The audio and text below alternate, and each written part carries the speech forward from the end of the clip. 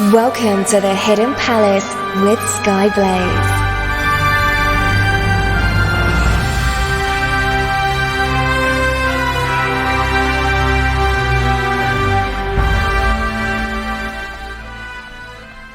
Good morning, afternoon, evening or night, wherever you are in the world. I am Skyblaze and this is the Hidden Palace here on Radio Sega.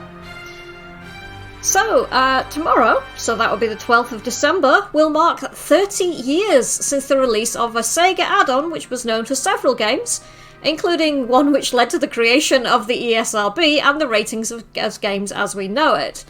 So, I am talking, of course, about the Mega CD, or the Sega CD if you live in North America or Brazil. So what I'm going to do tonight is look through a selection of lesser-known titles for the Mega CD, and see what we may have missed among the hype given to things like Night Trap and the Sonic CD. And of course all those FMV games that were produced with that add-on. Most of which weren't very good, which is sad, but you know, you can't win them all. Well, who have we got in the chat? Well, we've got Nicholas Mann, who's changed his name to his festive name of St. Nick. TCB, Iceferno, Frost, I think Twinny's around as well. My beloved Greyfor is also lurking. I'm not sure if Resident SD is around, he was earlier.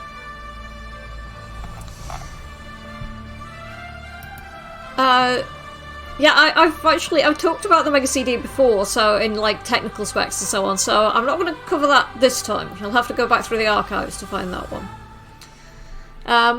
But tonight, the first game we're looking at is called Vai. It's spelt Vei, V-A-Y. Also known as Vei Ryusei no Yoroi, Armor of Ryusei in Japan.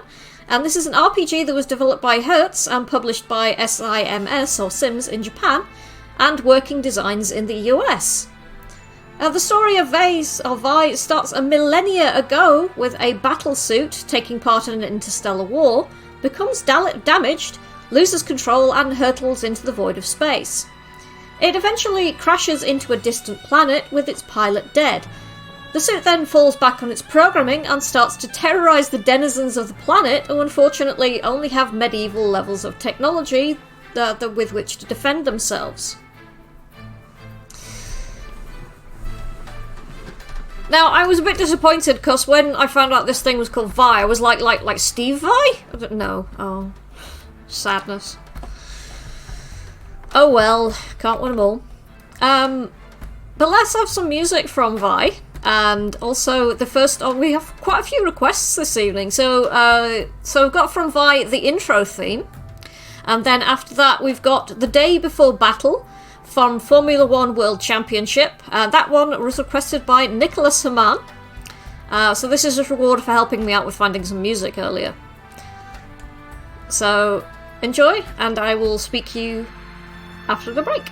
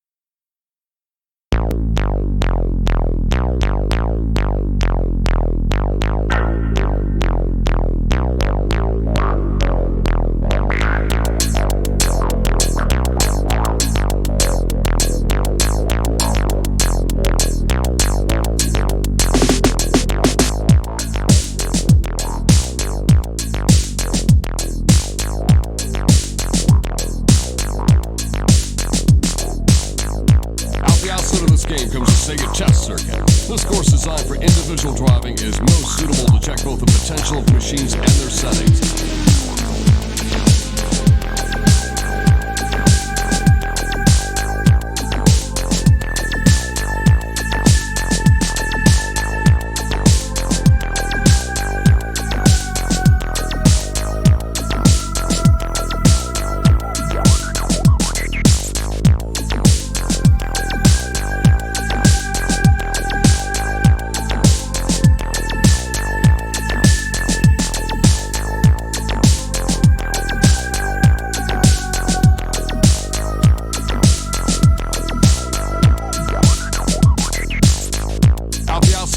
Comes a Sega test circuit. This course designed for individual driving is most suitable to check both the potential of machines and their settings, as well as the driver's performance. The hilly 15-meter wide course has both fast and slow corners, the first and second of which are both downhill and high speed.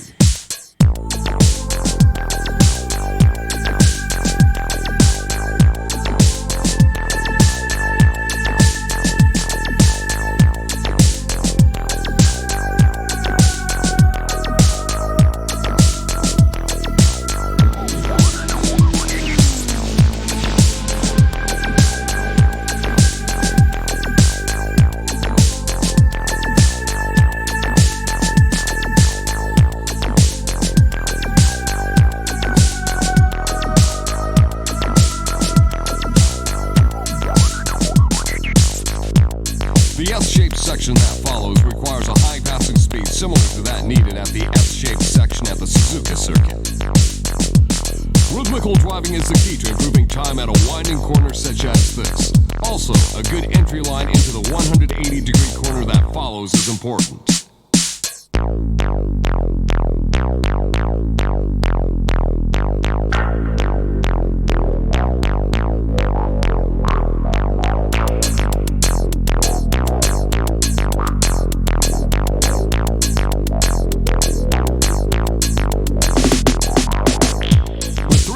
All of them short. A maximum speed of about 270 kilometers per hour can be registered. The S-shaped section that follows requires a high passing speed similar to that needed at the S-shaped section at the Suzuka circuit.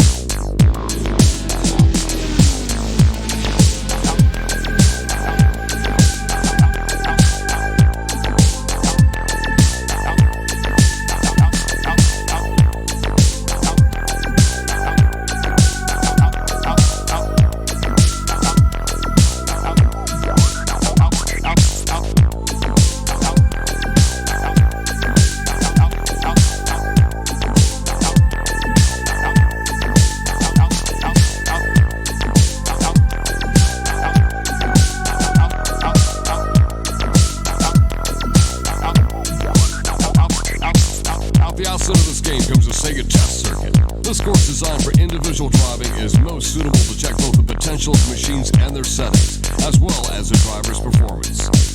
The hilly 15-meter wide course has both fast and slow corners, the first and second of which are both downhill and high speed. These corners put the aerodynamic traits of the machine. Good morning, afternoon, evening or night, wherever you are in the world. This is Nicolas Aman, the demon ruler of the Radio Sega playlist, and you're listening to The Hidden Palace.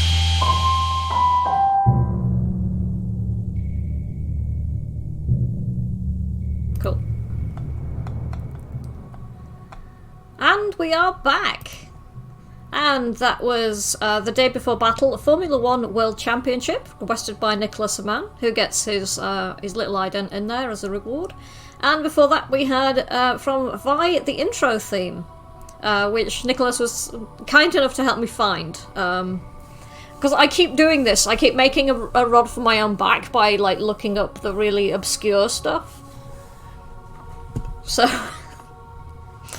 and then having trouble finding the music, oddly enough. So, next we're going to talk a bit more about Vi. And so, this advanced warsuit has landed on this planet and has started attacking people. And it's a medieval land, so they're in a bit of trouble. Thankfully though, magic exists on this world, and with the combined might of the planet's 5 mightiest wizards, the power of the machine is sealed away into 5 magical orbs. These orbs and the suit are then hidden away. Fast forward 1,000 years, and Sandor, the Prince of the Kingdom of Lorath, is soon to wed his love, the Lady Ellin, when the castle is attacked by a fleet of robots, killing Sandor's parents and kidnapping the Lady Ellin. With the castle in ruins, Sandor then vows to rescue Ellin from her captors. From this point, it kind of becomes your typical RPG. You gain experience and gold through random encounters, and new skills and spells are learned as they level up. There's also an AI system which allows your characters to fight without your input, which could be a blessing or a curse depending on how you view it. Those of you who have played games with auto-battle partners, yeah, they're not always great. I mean, some games do manage it okay, but they don't always make the wisest decisions. The manual that comes with the game thankfully provides a bunch of useful information on what spells your party members will learn, along with what weapon types they can wield, so you'll know how best to use them.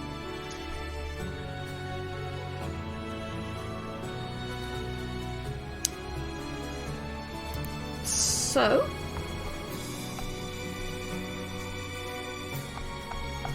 a bunch of people are yeah, apparently it's not only the 30th anniversary of the Mega CD, it's also the 30th anniversary of the ill-fated Philips CDI.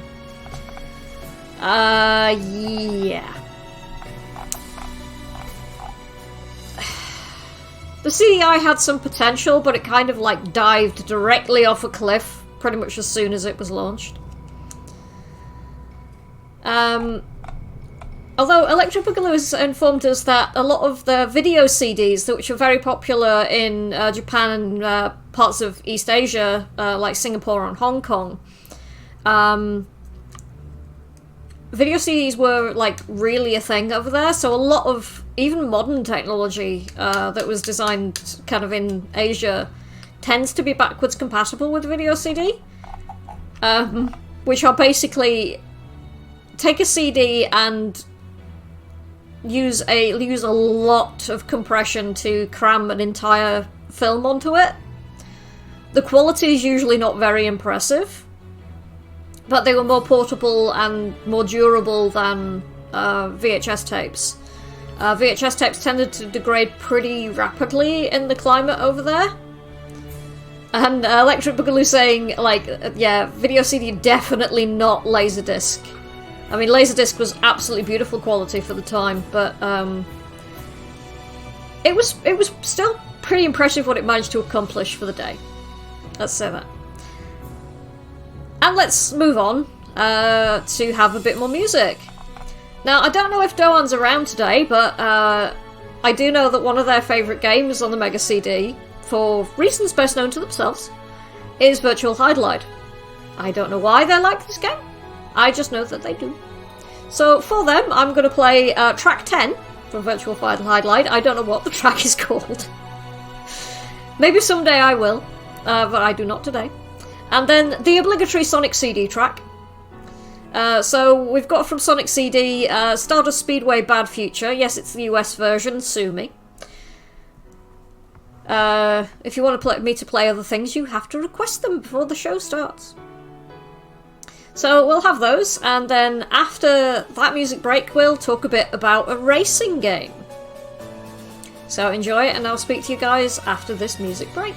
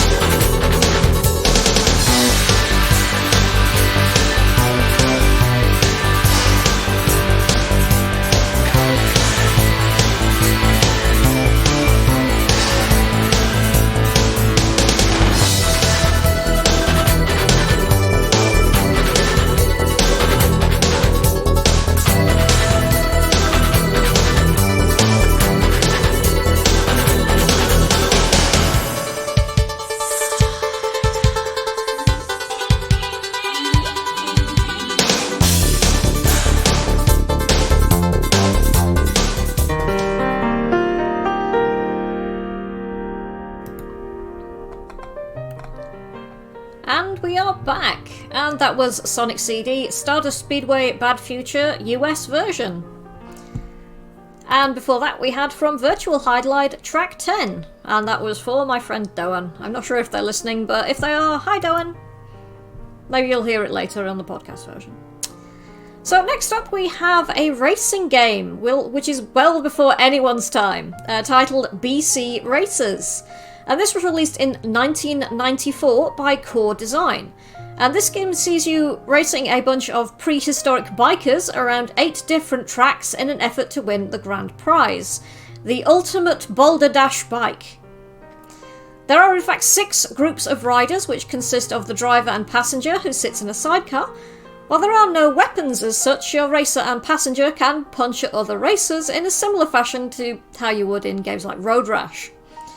You also have nitro chargers, which can give you a boost in speed to leave your fellow racers eating your dust. Now, for anyone who knows some more of Core Design's previous games at this point in time, you'll recall that they made Chuck Rock and Chuck Rock Jr., who are available as a racing pair in this game. The various racetracks consists of deserts, frozen tundras, volcanoes, and caves. There's also 4 difficulty levels: easy, medium, hard, and rock hard. Oh good, there are puns in this. While the Mega CD version of this game released in the US and Europe, a 32X version of the game was only released in North America.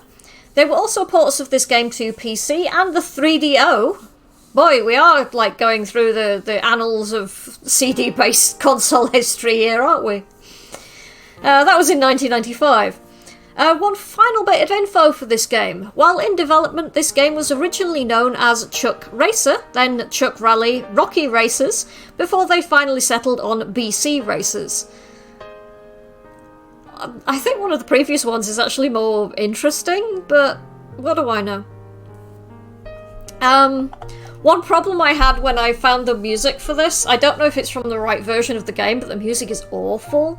It's really, like, very short loops and it's really repetitive and boring. So I've put a very short track into the playlists just so you can get a feel for it. And then I'm gonna play BC Racers Race Complete version 2. And then another request from this evening, this is from Solface. I don't know how you pronounce that. How do you pronounce that, the name of that game? It's a great game, but I have no idea how you pronounce it. Anyway, the track is Mission 2, Silius Moon Weapon Factory, and that was requested by Resident SD. So I hope you enjoy those 2 tracks, and I'll be back after this music break to talk about something a bit more Viking-y.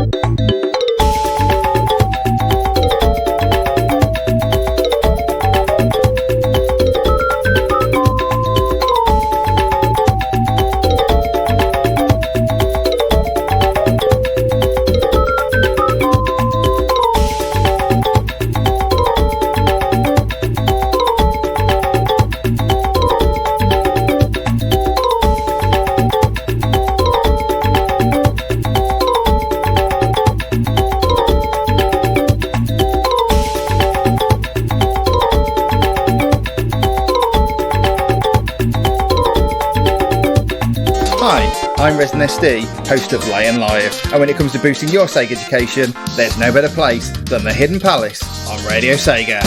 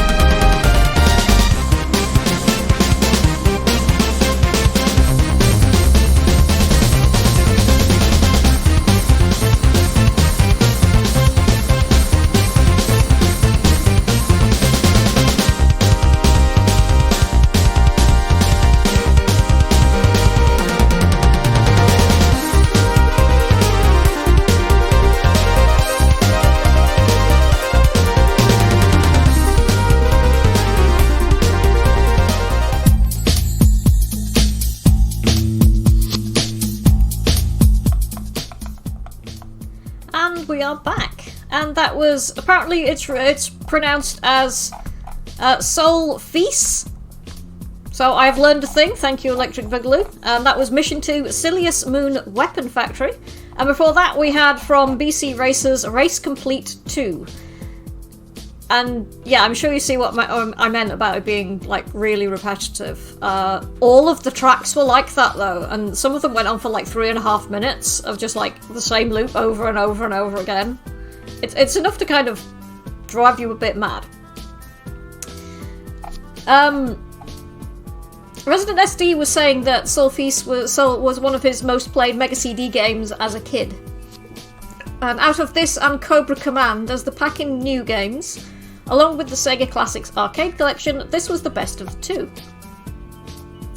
And I was saying, like, I really pity the poor sods who got Sewer Shark as the Mega CD pack-in. Yeah.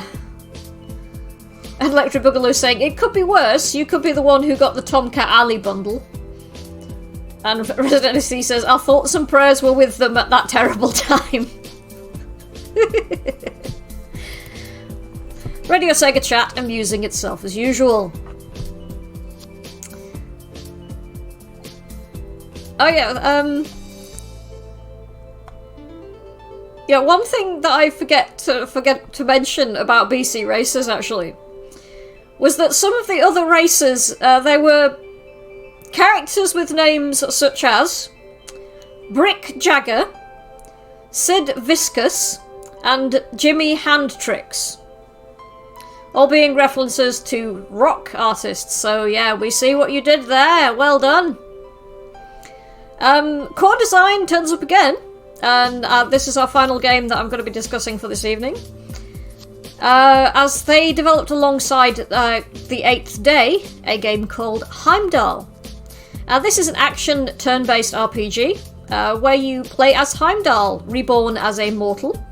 Heimdall being a Nordic god, for those who aren't aware.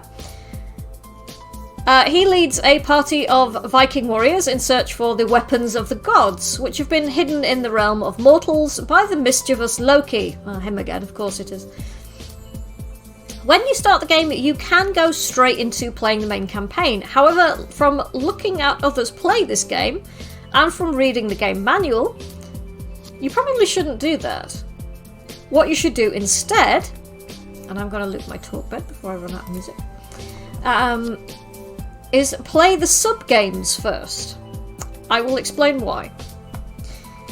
If you simply start the game, you will only be able to pick from a very small number of Vikings in order to form your party. However, if you play the sub-games, which consists of things like axe throwing, pig wrestling, for some reason, and boat fighting combat, so like, you know, primitive version of naval combat. And depending on how well you do in these, you'll then be given a wider selection of Vikings to choose from. The Vikings will be one of the following classes: Warrior, Wizard, Shipwright, Navigator, Druid, Blacksmith, and Berserker. Each class has their own particular strengths and weaknesses, be that in fights or in use of the main map. They also have stats to determine their effectiveness in fights, which includes strength, speed, health, magic, and luck. So, kind of fairly standard RPG stuff. You have 5 slots that you can fill, who, along with Heimdall, make up a party of 6, which is actually a pretty high number of party members for this sort of time period of RPGs. What else is going on in the chat?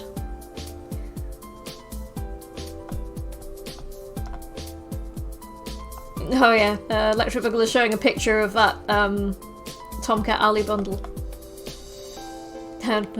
Action system, it says at the top in big letters. Oh yes, Heimdall, of course, being played by Idris Elba in the Marvel movies.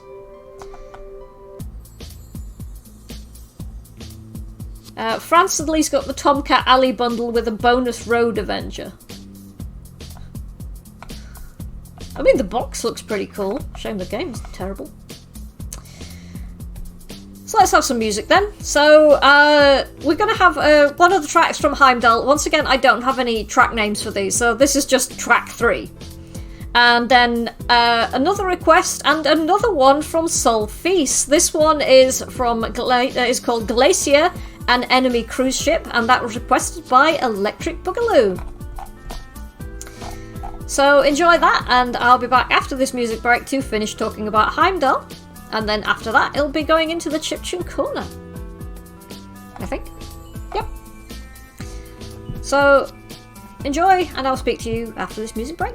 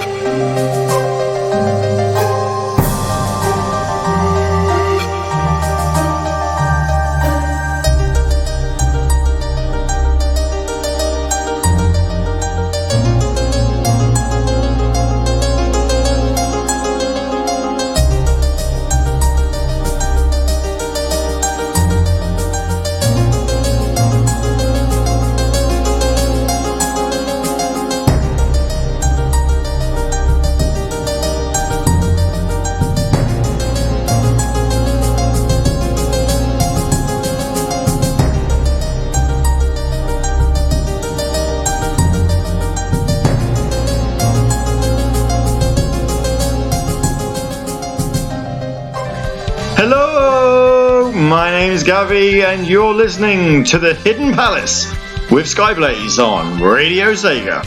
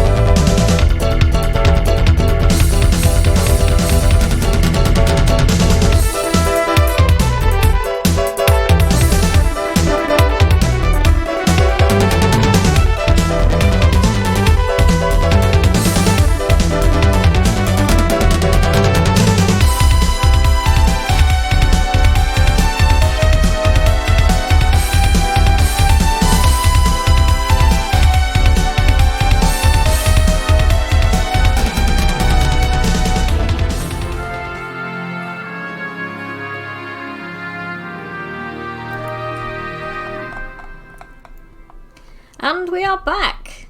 And that was Solfis, Glacier, an enemy cruise ship requested by Electric Boogaloo.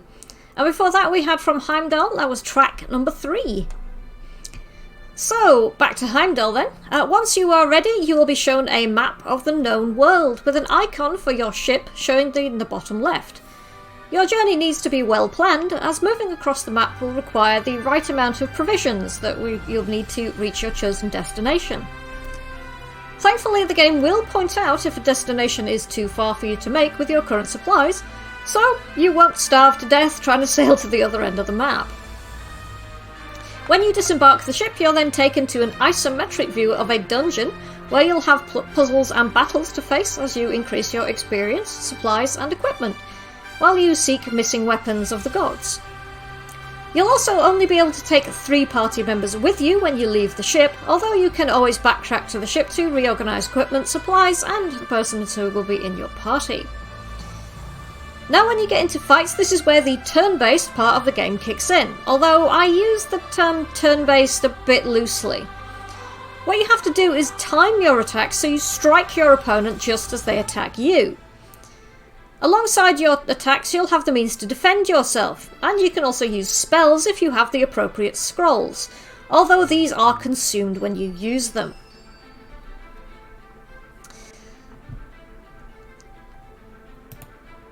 Oh, and here's Electric Boogaloo, who is showing off a JVC XI. Yeah, those were pretty cool. I've never seen one like in real life. I've only ever seen them in videos and pictures. Maybe I'll get to see one in real life someday. So let's have some more music then. This is another request from Electric Boogaloo. So we've got from Echo the Dolphin, The Tides of Time on the Mega CD. This is Maze of Stone. And then after that we've got from Eternal Champions on the Mega CD, Midnight. So enjoy this, and I'll be back after this break for the Chiptune Corner.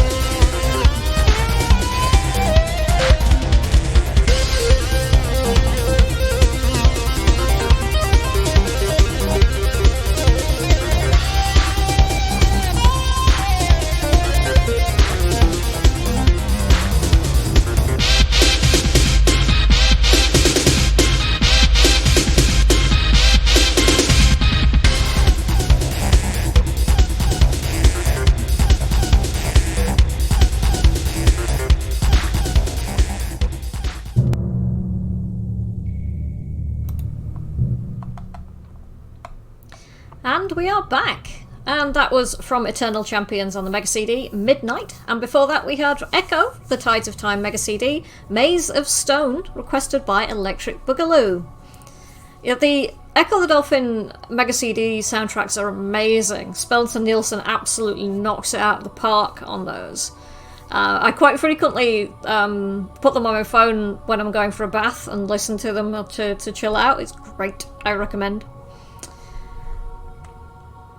Oh, Resident SD, you swear word. Resident SD saying, I managed to get a Multi-Mega, the European Genesis CDX, many years ago, which is pretty great. It's a not very portable CD player that can also play Mega Drive and Mega CD games. I hate you so much. So much! Moving on rapidly before I get upset. So it's time for the Chiptune Corner then. So last year the website c64audio.com produced an entire album of chiptune Christmas music. It is still in fact available through its website and it is free. I played one track from it last year during Winterfest, but I think I'm going to play another one. And I might play another one during my Winterfest show next week. So this one, it's actually an adaptation of the song Fairy Tale of New York by Beyond Reproach, who are a chiptune outfit. And I will put the link to the album in question into the Discord chat. There you go. And then I'll play this track for you, and then I'll be back after this to finish the show. Let me know what you think.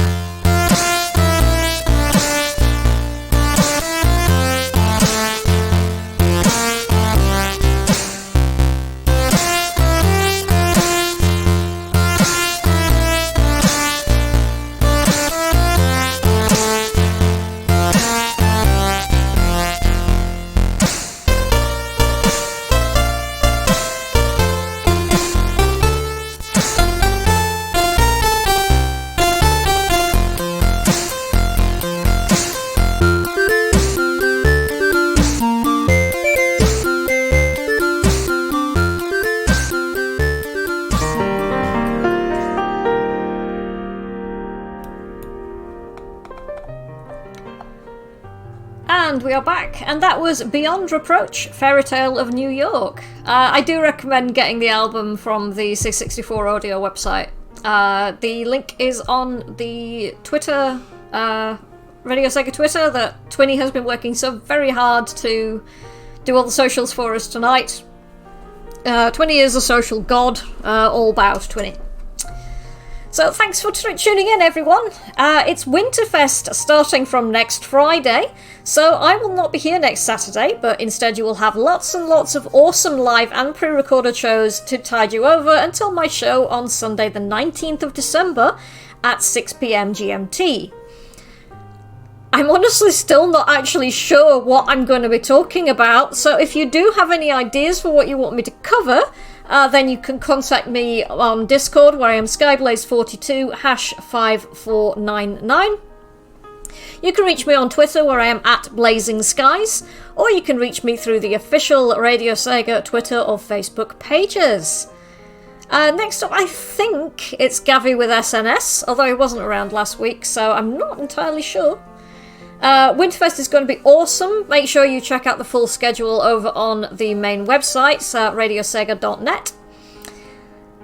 One last track to go out on. Oh, and we played some Echo the Dolphin earlier. That means I have an excuse to play this amazing song again. Marvellous. So, one last track to go out on. This is Sega Power Cuts, St. Gabriel's Mask vocal remix. Mwahaha. And so take care, everybody. Good night.